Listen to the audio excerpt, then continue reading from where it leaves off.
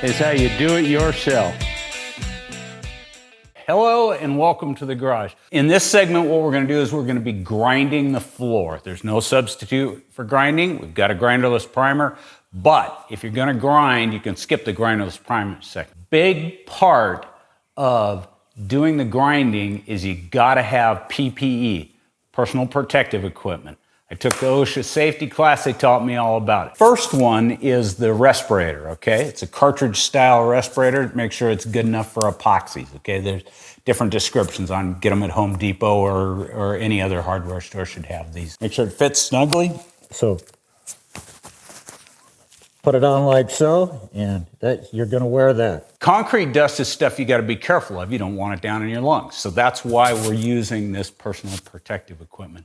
The other thing is this stuff is loud, okay? So you wanna use the headphones as well. So get your respirator on. Then put your headphones on. You are ready to go to work. So this is a grinder. Okay, and so what you're doing is you're grinding the concrete.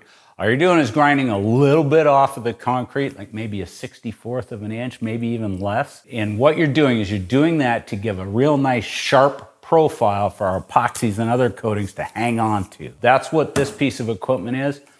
When you're using an epoxy, you want a grit of somewhere between about 15 and 40. You shouldn't have higher than 40.